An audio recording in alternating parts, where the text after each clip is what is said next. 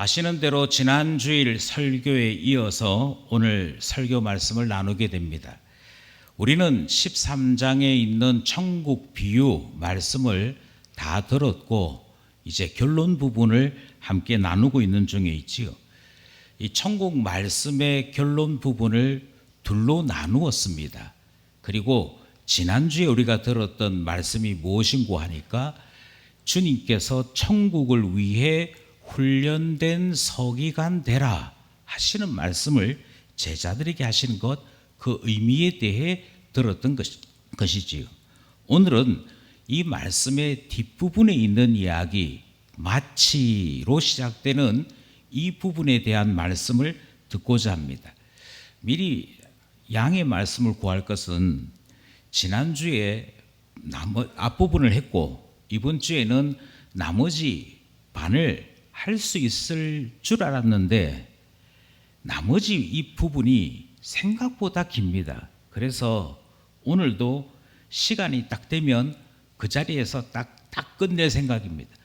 왜냐하면 오후에 우리가 신앙 특강을 하는 이것도 내용이 길기에 중첩을 시킬 수가 없어서 여차하면 3주로 설교를 해야 될 상황이 된다, 그렇게 생각을 하시고 설교가 애매하게 끝나게 되더라도 양해를 부탁을 미리 좀 드리겠습니다.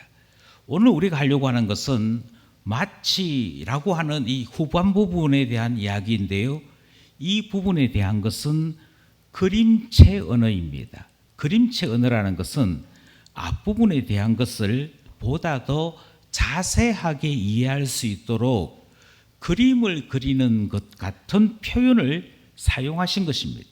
어떤 그림이냐니까 보물 창고를 가지고 있는 집주인, 이 그림을 예수님께서 사용하신 것이지요. 그러니까 대단히 부자입니다. 대단히 부자일 뿐 아니라 거기에 있는 보물을 나누어 주는 집주인, 이 모습을 제자들에게 투영시키고 있는 것입니다. 우리는 이 말씀의 뜻이 무엇인지를 살펴보려고 하는 것이지요. 두 가지를 이해하셔야 됩니다. 첫 번째는 예수님께서 보물창고라고 하는 이 단어를 사용하셨다는 것입니다. 여기에 좀 주목하셔야 됩니다. 보물창고를 이해하느냐 아니냐가 첫 번째 걸림돌입니다. 제가 이렇게 계속 말씀드리는 이유는 우리 번역에는 보물창고라고 해석하고 있지 않습니다. 우리 번역에는 뭐라고 되어 있느냐면 곡간이라고 되어 있지요. 곡간이라고 되어 있는 이 단어는 뜻을 여러 개 가지고 있습니다. 그러니까 곡간이라고 해석할 수도 있고 보석함이라고 해석할 수도 있습니다. 어떻게 해석하느냐 하는 것은 문맥에 따라서 해석이 됩니다. 어떤 문맥에서는 보석함 이렇게 해석할 수 있고 어떤 문맥에서는 그냥 곡간 이렇게 해석할 수 있다는 것입니다. 그러면 우리가 지금까지 살펴왔던 마태복음 13장에서는 곡간으로 봐야 될 것이냐 보물창고로 봐야 될 것이냐를 살펴봐야 되는 것이지요. 저는 미리 말씀드립니다만 이것은 곡간이 아닙니다. 이것은 보석함도 아닙니다. 보물 창고를 말씀하고 있는 것이지요. 왜 그런고 하니 예수님의 비유가 보물을 계속 말씀하고 있기 때문입니다. 예수님께서는 마태복음 13장의 7개의 비유를 말씀하시면서 계속해서 천국을 바라보는 자들, 천국을 향하는 사람들의 특징이 뭐라고 말씀하셨느냐면 다른 사람들은 그들도 보지 않았던 것인데 그곳에서 보물을 발견한 사람들, 그곳에서 진주를 발견하는 사람들이라고 계속 강조하셨습니다. 희한하게도 어떤 사람들 눈에는 거기서 보물이 보였다, 거기에 귀하고 귀한 진주가 보이더라 하는 말씀을 비유 속에 담아서 계속 가르치셨습니다. 심지어 그것이 자라남의 나무가 되고요, 그것이 100배, 60배, 30배의 결실이 되기까지 하더라 하시는 말씀을 통해 귀하고 귀한 것이 되었음을 말씀하셨더랬습니다. 그러면서 천국에 관한 귀함, 천국에 대한 소중함을 항상 보물, 보화와 연결하여 말씀하는 것을 우리가 들었던 것이지요. 그러니 여기에서 계속해서 강조하셨던 가치로움에 대한 것을 우리는 잊을래야 잊을 수 없습니다. 예, 우리의 신앙에서 반드시 잊지 말아야 할 것은 신앙은 가치를 다룬다라고 하는 것입니다. 신앙이 어느 날 가치를 잃어버리는 순간 우리의 신앙은 대단히 허탄해지기 시작합니다. 우리의 신앙생활, 우리의 신앙 행위가 가치로움을 상실하는 순간 이 세상 그 누구와도 비교할 수 없는 허탄한 삶으로 빠지고 마는 것이지. 그러면 우리 모두가 이렇게 한숨을 쉬기 시작합니다. 그동안 내가 뭐하고 있었지? 이유는 가치로운 보물을 발견했다라고 생각하고 살아왔는데 그만 그 보물의 가치를 잃어버리고 말았던 것입니다. 그러면 아무짝에 쓸모없는 일을 하고 살아왔던 것이 되기 때문이지. 근데 예수님은 그렇게 말씀하시지 않습니다. 모든 것을 다 팔아서 그 보물 하나 얻자고 한 것이 우리의 신앙생활이라고 말씀하십니다. 모든 소유 다 팔아서 그 밭을 샀던 이유는 그곳에 보물이 있기 때문이었습니다. 보화가 있기 때문이었습니다. 그리고는 우리에게 다시금 이렇게 말씀하시지요. 제자들에게 말씀하시면서 너희들 서기관이야. 아니, 이 서기관이 얼마나 귀한 사람들이냐면 마치 보물 창고를 가지고 있는 사람과 같은 사람이야. 그렇게 말씀하시면서 보물을 가진 자야, 가치를 가지고 있는 자야, 가치로운 것이야. 이것에 대해 말씀하고 있는 것, 그것 들어온 것 아니겠습니까? 그러므로 가치를 발견하십시오. 가치를 발견하는 일은 그런 점에서 대단히 소중한 것이다. 우리는 그 사실을 깨닫는 것이지. 특별히 우리는 비유 말씀을 통해서 우리가 듣고 있는 이 말씀, 성경 말씀이 예수 그리스도라고 하는 표현할 수 없이 귀한 예수 그리스도를 발견하는 것임을 알게 되었습니다. 뿐만 아니라 예수 그리스도로 말미암아 우리가 의인이 되는 놀라운 일이 일어나는 것 또한 발견하게 되었습니다. 그 모든 일은, 이와 같은 놀라운 일은 바로 말씀에서부터 시작되어지는 기적과도 같은 일들이었습니다. 예, 정말 겨자씨만큼 미미하게 보였습니다. 이게 뭐 대단해 싶었던 바로 그 말씀이라고 하는 것이요, 우리 안에 들어와서 작용하기 시작했습니다. 그것이 자라나기 시작했습니다. 그 자라나기 시작하는 것들을 통해 예수님이 보이기 시작했고, 예수님 때문에 어느 날 우리가 예수 믿는 자가 되기 시작했고, 예수 믿는 자로 살기 시작하다 보니 하나님 나라 백성으로서 자라기 시작했습니다. 그리고 어느 날 하나님 나라에 합당한 자로 인정받게 되었습니다. 이 모든 가치로움, 이 모든 기적과도 같은 일들이 일어나게 되었던 그 놀라운 사실을 기억하셔야 하는 것이지. 그렇다면 여러분, 여기에서 우리가 기억해야 될 것은 보석과도 같은, 보물과도 같은 가치로움 아니겠습니까?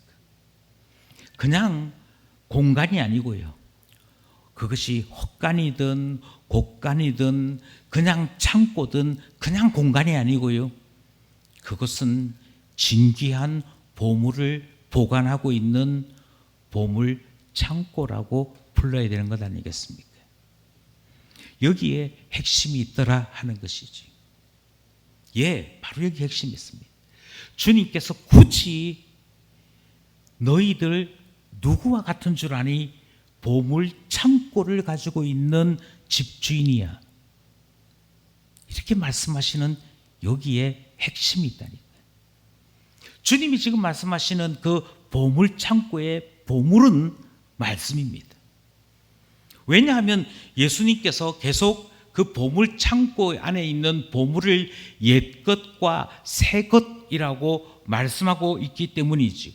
옛것과 새것이라고 하는 이 표현 속에서 우리는 즉시 구약 말씀과 신약 말씀이라고 하는 것을 알고 있기 때문이고, 구약 말씀과 신약 말씀, 다르게 얘기해서 옛 언약과 새 언약, 이것이 구약, 신약이 되었음도 알고 있기에 주님이 지금 보물창고를 이야기하시면서 거기에는 옛것과 새것이 있는데 집주인이 때를 따라서 필요에 따라서 옛것과 새것을 꺼내어 그것을 사용할 줄 알더라 하는 이 말씀 속에서 말씀이 보물과도 같은 것이구나. 그리고 그 보물을 보관하고 있는 그곳이야말로 보물 창고이구나 하는 사실을 금방 깨닫게 되는 것이지. 여러분, 문제는 신자인 우리가 이 보물 창고를 보물 창고라고 여기느냐 하는 데 있습니다. 만약 우리가 보물 창고를 가지고 있음에도 불구하고 보물 창고라고 여기지 않으면 어떤 일이 벌어지는 거 아니? 모든 사람들이 저 귀한 걸라고 여길지라도 나 자신은 정작 귀한 줄을 모르기에 버릴 수 있다는 것입니다. 내 편기에 칠 수 있다는 것입니다. 내게는 소중하지 않은 것이지. 남들이 아무리 소중하다 그래도 내게는 소중하지 않다 보니 함부로 대해버리고 결국은 내 손을 떠나게 되고 마는 것이지. 제 개인적인 이야기를 말씀드려서 대단히 죄송합니다만, 지난 수요일 날 저는 저희 집에서 급한 연락을 받게 되었습니다. 제 아버지께서 위독하셔서 건강 상태가 좋지 않으셔서 병원에 입원해 계시는데, 요양병원에 입원해 계시는데 그 요양병원에서 연락이 오기를 가족들이 급히 왔으면 좋겠다. 그리고 마음의 준비도 하고 왔으면 좋겠다. 그런 연락을 받았습니다. 동생이 마침 퇴근하는 길이어서 저한테 연락이 오기를 내가 먼저 가서 아버지 상태를 보고 연락을 하겠다. 수요 기도회가 있으니까 만약 아버지 상태가 정말 안 좋으면 연락을 바로 주고, 그러면 수요 기도회 마치자마자 바로 갈 거고, 그게 아니고 조금이라도 여유가 있으면 목요일 날 가겠다. 그렇게 하고 수요일 날 수요 기도회를 끝날 때까지 기다렸는데 그때는 연락이 없었어요. 그러고 있다가 한밤에 연락이 오기를 내일 아침에 가면 되긴 하는데 상태가 많이 안 좋다. 병원에서 연락 온 대로 예측을 할 수가 없다. 그래서 매우 불안한 마음을 가지고 목요일 아버지를 뵈러 갔습니다.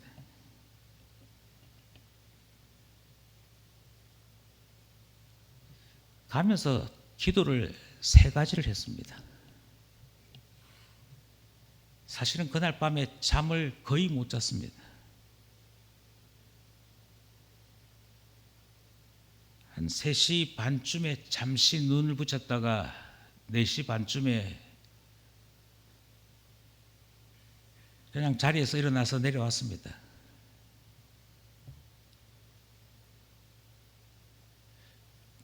무엇에 대해서 제가 기도했냐면, 하나님, 저희 아버지 주일은 지나고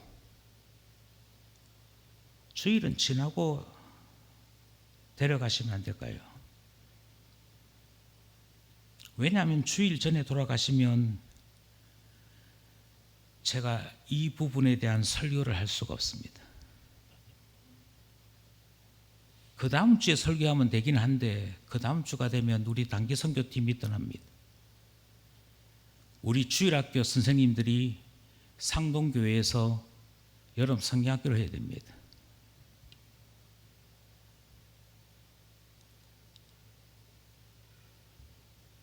제일 처음 기도는 사실 그거였습니다. 특별신앙 강좌 하기로 되어 있는데, 그러니까 하나님, 저희 아버지 주일까지는 좀 살려주십시오. 하다못해 주일 밤에라도 데려가셔도 됩니다. 그런데 주일까지는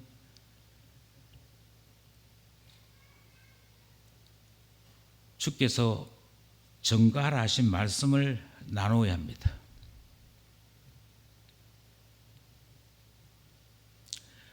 두 번째 기도는 저희 아버지 아직까지 뚜렷하게 신앙 고백을 하지 않는데 예수 믿겠다 하는 그 분명한 고백을 들을 수 있도록 하나님께서 좀 은혜를 달라고, 그게 두 번째였습니다.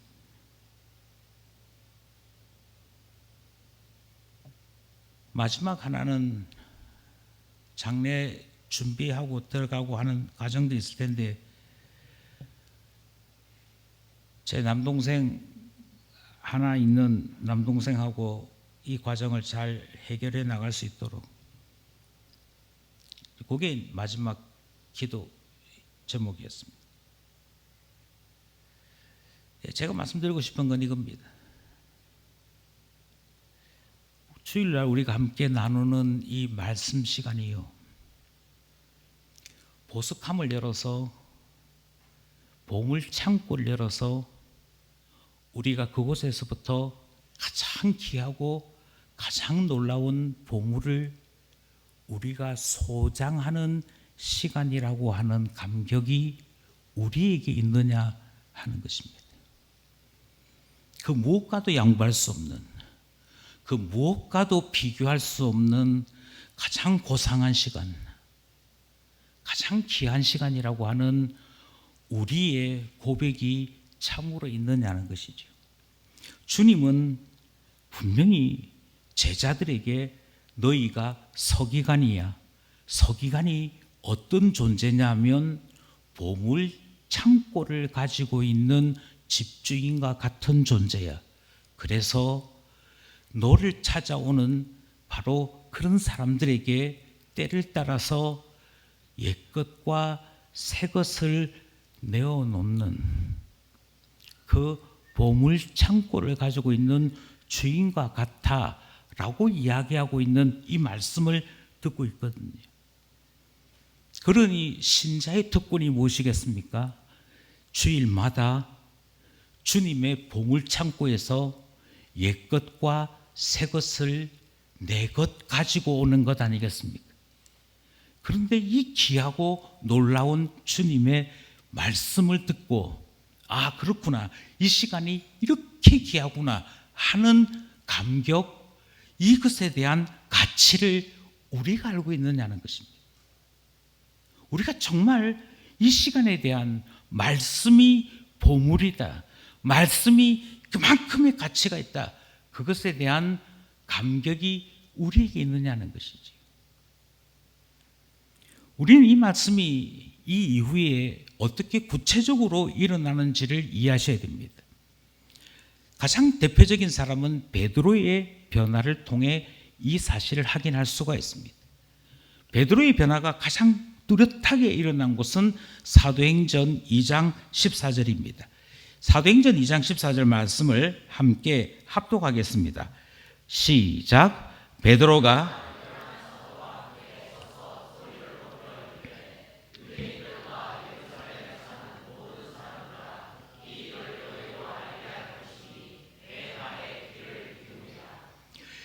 이 사건 이전의 베드로를 우리는 잘 알고 있습니다. 이 사건 이전에 멀리 갈 것도 없습니다.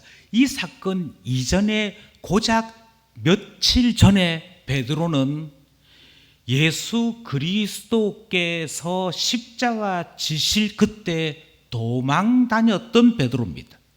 거짓말했고 부인했던 베드로입니다. 그랬던 베드로인데 예수 그리스도께서 부활하셨습니다. 그리고 내가 보낼 성령을 기다리라 하는 그때 마가 다락방에서 기도하며 기다렸던 어느 날 그곳에 성령이 임하셨습니다. 우리가 잘 알고 있는 대로 성령 강림절 때의 사건입니다. 그리고 성령이 임하여 기도하고 복음을 선포하고 있을 그때 지나가던 사람들이 놀라서 마가 다락방으로 올라오게 됩니다. 이게 무슨 일이냐? 그러면서 사람들한테 이게 어찌된 일이냐? 너희들이 혹시 낮부터 술에 취한 것이냐? 그러면서 이 까닭에 대해 이게 무슨 일인지에 대해 물어보고 있을 때 불과 얼마 전까지만 해도 도망다니고 비굴하게 변명하고 그의 스승을 팔던 그 베드로가 불과 며칠 사이에 전혀 다른 사람으로 말하기 시작합니다. 오늘 본문 우리가 읽었던 16절이 바로 그 사실을 우리에게 말씀하고 있는 것이죠. 14절을 읽었는데요. 14절에 뭐라고 되어 있냐면 이 모든 일에 대해서 내가 알려줄 테니 내 말에 귀를 기울이라 하는 것이 사도행전 2장 14절 말씀입니다. 그런데 이렇게 이야기를 시작했던 베드로가 16절에서는 구약 말씀을 인용하기 시작합니다. 요엘서 2장에 있는 말씀이거든요. 16절입니다. 시작. 이는 곧 선지자 요엘을 통하여 말씀하신 것이니 일렀으되. 그때 성령이 임하신 것을 딱 경험합니다. 다 같이 경험한 겁니다. 다 같이 경험했고 마치 성령께서 불과 같이 임하셨는데 불의 혀가 갈라지는 것 같이 성령이 임하시는 것을 보기도 했고 경험도 했습니다. 그것을 딱 경험하자마자 베드로의 머릿속에 구약 말씀인 요엘서 말씀이 생각이 났습니다. 그리고는 이 말씀이 이렇게 적용되는구나, 이 말씀이 이렇게 실현되는구나 이해가 되었습니다. 사람들이 질문할 때 내가 알려주마. 너희들도 알다시피 요엘 선지자가 이런 말씀했지 지금 이 일이 바로 그 말씀이 이루어진 일이야 하고 알려주는 내용이 여기에 기록된 것입니다. 참으로 놀랍지요. 어떻게 이런 일이 가능하게 되었을까요? 예수님께서는 이 일에 대해서 이렇게 말씀하십니다. 아니, 너희들이 앞으로 할 일이 이와 같은 일이야. 너희들이 앞으로 할 일이 무엇인고 하니 바로 선지자들이 너희들 앞서 하나님의 말씀을 선포하고 전했던 그 귀한 보석들, 그 귀한 말씀들 이제는 너희들이 때를 따라서 전하게 될 거예요. 이 사실에 대해 베드로가 본을 보이고 있습니다. 우리가 읽었던 게 16절이지요. 25절에 또 등장합니다. 25절 말씀 함께 합독합니다. 시작. 다윗이 그를 가리켜 이르되 내가 항상 내 앞에 계신 주를 배웠으며 나로 요동하지 않게 하기 위하여 그가 내 우편에 계시도다. 다윗의 시 16편을 인용하면서 뭐라고 얘기하는 거 아니? 다윗이 우리 주를 보았다. 그리고 주를 본 감격을 시편에 옮겨 놓았다.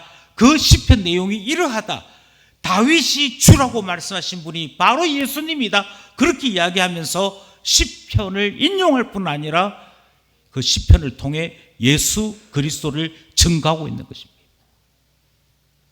예, 참 놀랍지요.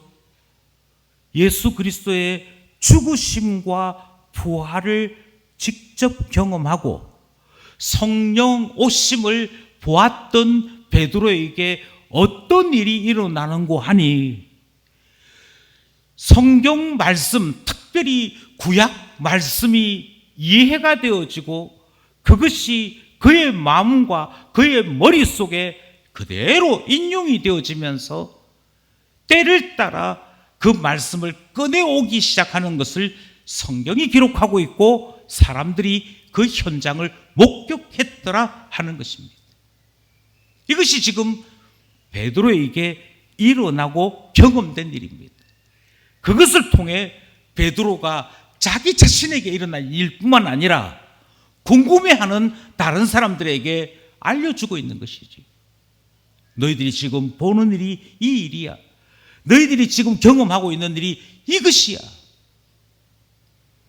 그러므로 이 세상을 살고 있는 많은 사람들에게 하나님 말씀이 왜 진리이냐면, 하나님께서 우리에게 앞서 선지자들을 통하여 일러주신 말씀이 왜 귀한 것이냐면, 이렇게 말하면서 옛것과 새것을 통하여 이 세상을 사는 우리에게 진리를 가르쳐주는 일들이 일어나게 되어 있더라는 것입니다.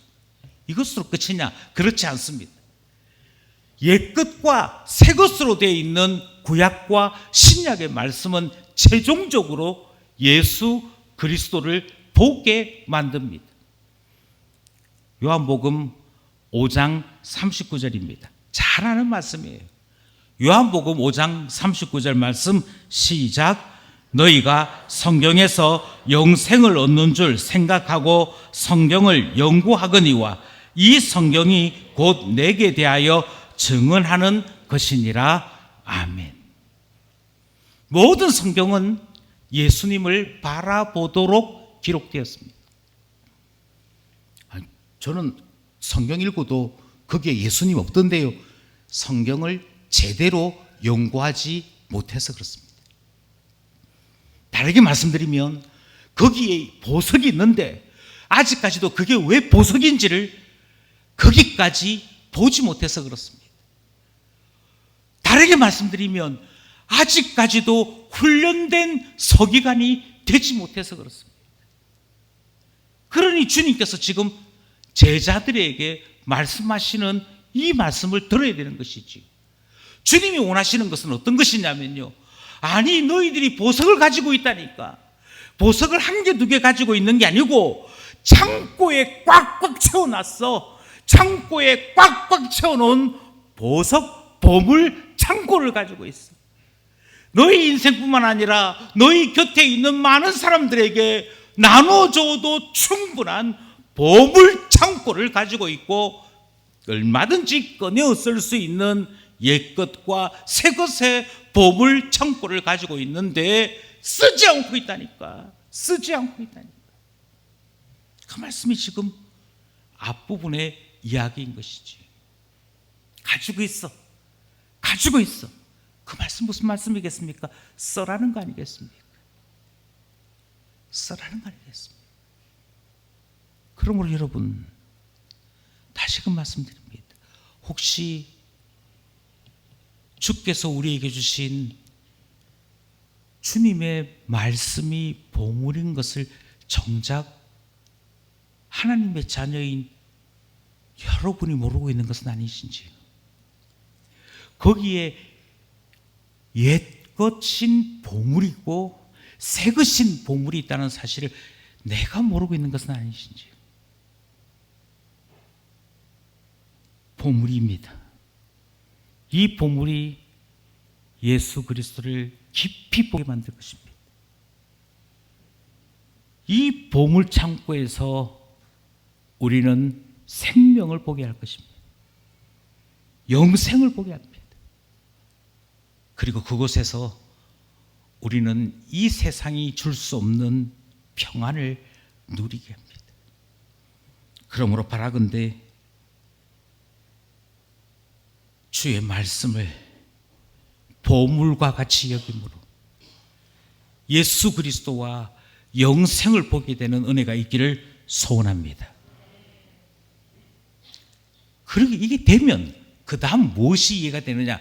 이게 되면 그 다음 자연스럽게 이해되는 것이 마지막 표현입니다. 집주인 하는 표현이 이해가 되어야 되는 것이지. 아마도 이 집주인 이야기는 시작하자마자 끝내야 될 것 같습니다. 근데 시작하자마자 끝낼지라도 일단은 들어가야 될 것 같습니다.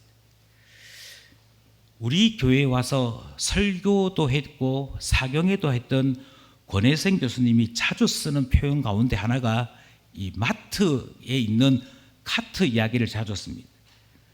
왜 물건 담아서 이렇게 계산대까지 밀고 가는 카트기 아시잖아요. 예, 그 혹시 그거 차이를 아시는지 모르겠는데요. 대형 마트에 가면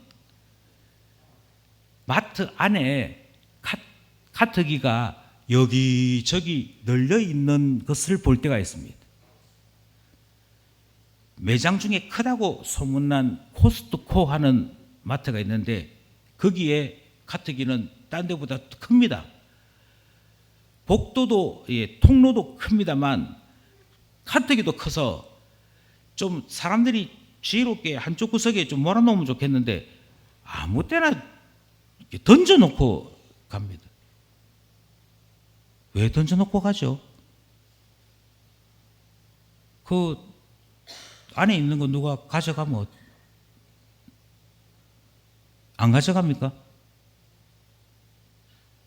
사람이 참 신기하게 매장 안에 카트기에 물건을 막 담아두고 거기에 있는 카트는 쳐다도 안 봅니다. 그냥 내버려 둡니다. 그냥 팽개쳐듯이 내버려 둡니다. 그래서 쇼핑하다가 걸거치면 걸려진 사람이 한쪽으로 치웁니다. 그러면은 딴 데 가서 물건 하나 들고 놨다가 내 것 있노 하고는 찾아서 또 두고 또 딴 데 갑니다. 희한하게 그렇게 하거든요. 그러다가 완전히 어디 남의 집 자식 쳐다보듯이 아무 때나 팽개 쳐뒀다가 언제부터는 옆구리에 딱 끼고 있느냐면 언제부터요? 예, 계산 끝나고 난 다음부터는 계산 딱 끝나고 난 다음부터는 이게 몸하고 딱 붙어 있습니다. 떠나지를 않습니다. 차이는 뭡니까? 마트 안에 있을 때는 계산되지 않았습니다. 계산 안 된 거는 뭐 진열대에 있는 거 가져가든 카트기 안에 있는 거를 끄집어 가든 뭐 좀 귀찮아서 그렇지 상관이 없습니다. 근데 내 돈으로 계산이 끝나고 나면 말이 달라집니다. 우리가 사는 물건도 그게 몇천 원짜리든 몇만 원짜리든 내가 계산하고 나면 쳐다보는 눈이 달라집니다. 우리가 그걸 알잖아요. 내가 몇천 원 주고 샀든 몇만 원 주고 샀든 내가 계산하고 나면 그것에 대한 나의 가치가 달라집니다. 하나님이 나를 값주고 사셨습니다. 여기서 질문은 이겁니다. 그러면 하나님은 나를 어느 정도 가치로 여길 것이라고 생각하십니까? 하나님께서는 나를 어느 정도로 여길 것을 원하셔서 나를 값주고 사신 것일까요?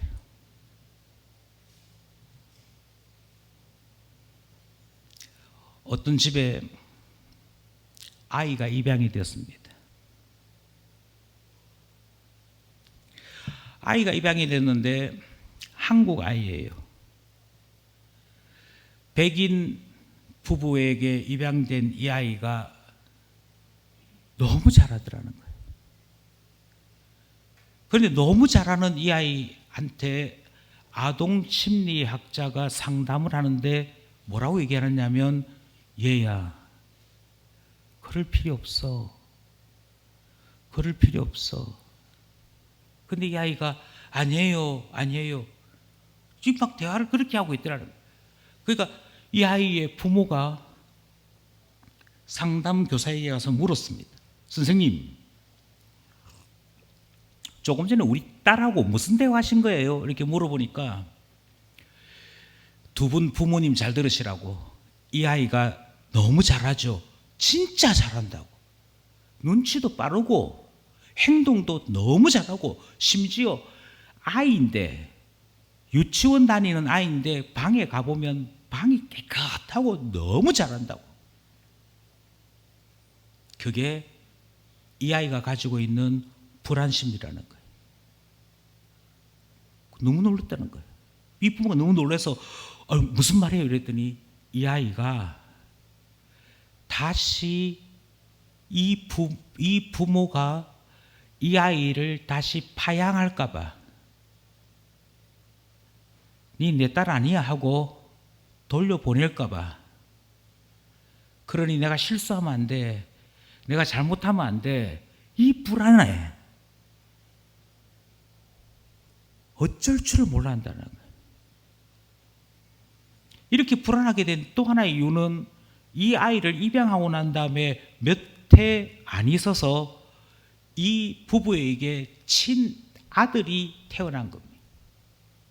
그러니까 전에는 나밖에 없었는데 진짜 아이가 태어나니까 얼마든지 나는 버려질 수 있다라고 생각했다는 거예요. 제가 이 아이를 말씀드리는 이유는 이 아이하고 똑 닮은 게 우리 그리스도인들입니다. 하나님께서 우리를 부르실 때 어떻게 불렀느냐면, 내가 너희들을 구원했어. 그리고는 내가 너희를 구원했는데 내가 너희를 종으로 삼을 거야. 그렇게 하셨다면, 우리가 구원을 받았습니다만 종으로 구원받았습니다, 할 수 있을 겁니다. 그런데 오늘 우리가 읽었던 성경에 뭐라고 되어 있느냐면, 내가 너희들을 서기관으로 쓸 거야. 그런데 서기관이 어떤 서기관이 있냐면 집주인 같은 서기관이야.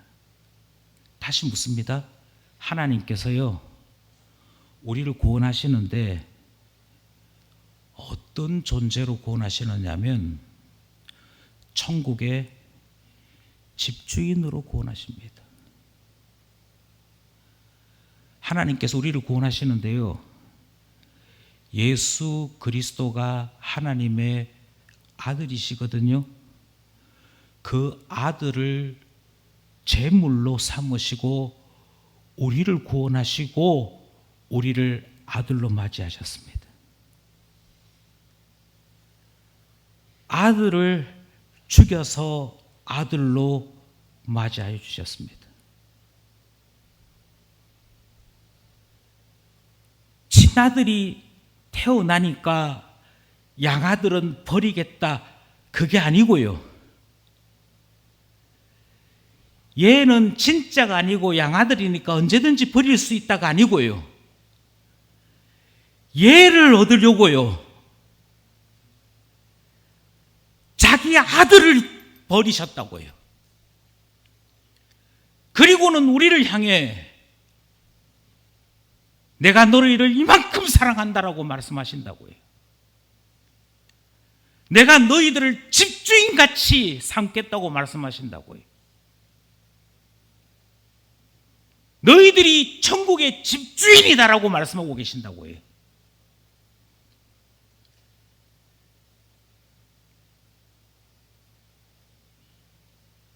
그런데 왜 자꾸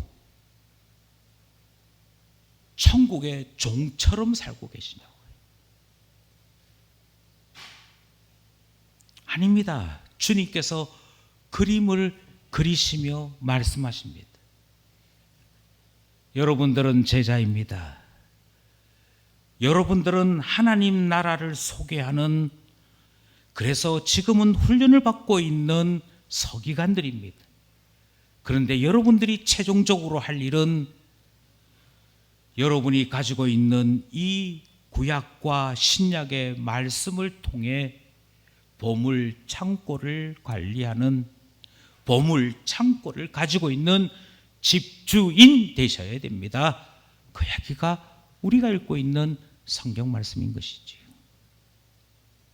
다음 주에는 집주인이라고 하는 의미가 무엇인지를 조금 더 자세하게 살펴보자 합니다. 이 속에 아버지 하나님께서 우리를 아들로 삼으셨음을 조금 더 깊이 살펴보자 하는 것이지요. 말씀을 맺으면서 다시 한번 주께서 천국을 향하는 우리들에게 주시는 이 말씀을 다시 한번 전하고자 합니다. 여러분이 매 주일마다 듣는 이 말씀이 보물입니다. 이 귀한 보물을 가장 사랑하는 하나님의 자녀인 여러분들에게 주님은 주기 원하십니다.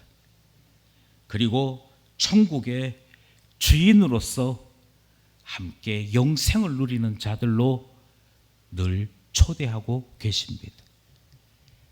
가장 아름다운 보물, 가장 귀한 영생을 누리는 저와 여러분 되기를 간절히 소원합니다.